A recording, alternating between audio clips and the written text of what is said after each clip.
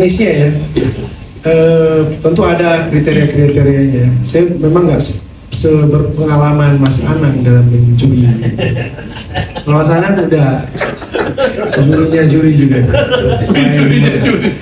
Selain Mas Ananda.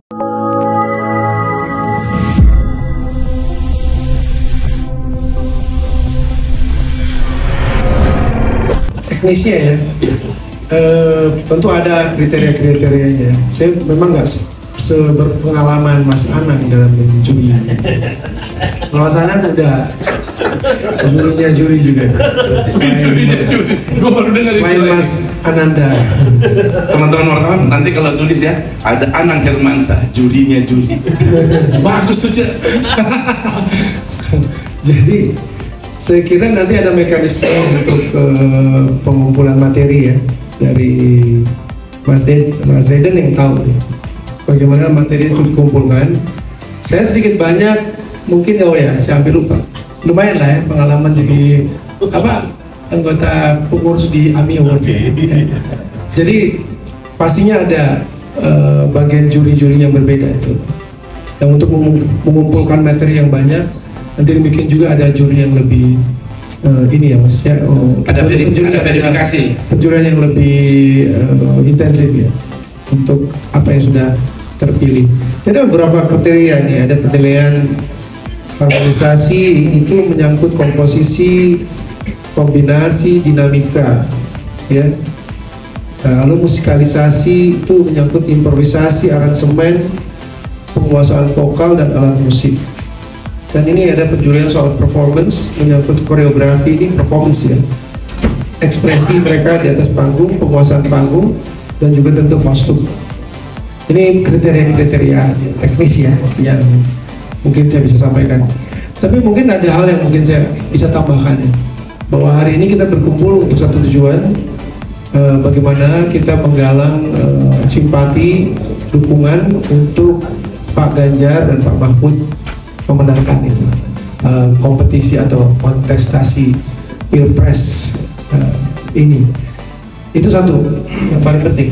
Tapi adanya Ekstra Ganjar ini kan sebenarnya menambah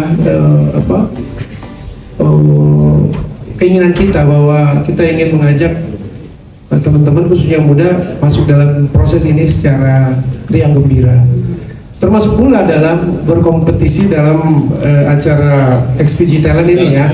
Saya kira nuansa riang gembira ini nggak boleh hilang gitu. Nah baru ketiga persoalan siapa yang menang gitu kan.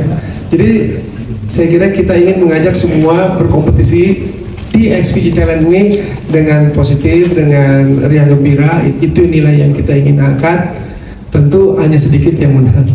Saya sendiri kalau ikut perlombaan dulu zaman SMP SMA sih jarang menang nomor 1.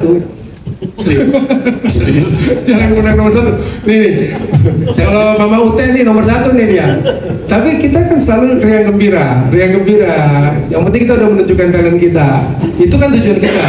Ini menarik buat wartawan nih. Lu pernah ikut kompetisi kayak gini, tapi nggak pernah menang? Nggak pernah, aja sekali SMP tuh juara terbaik, juara penyanyi terbaik Sepondok Indah. Enggak, Jakarta Selatan. Tapi esensinya artinya sebenarnya mulai belum masanya ini. Jadi saya kira itu yang kita hendak sampaikan. Jangan sampai suasana yang gembira itu jadi kalah dengan soal siapa yang dapat juara 1, juara 2, juara 3 dan sebagainya. Meskipun saya bisa umumkan lagi ya, juara satunya nih hadiahnya menarik banget. Juara satunya untuk tiap kategori yang tadi itu 25 juta. Juara 1. Juara 2 15 juta. Juara 3 10 juta. Ya. Saya kira itu aja dulu ya. Nanti mungkin tambahannya dari sama teman-teman yang lain. Pastinya kita ingin menangkap bagaimana teman-teman bisa melakukan suara hatinya dalam politik melalui seni. Karena musik adalah bahasa universal, dan teman-teman yang hari ini muda yang punya kemampuan musik bisa menyuarakan. Kalau dia tidak bisa bicara, dia bisa dengan karyanya.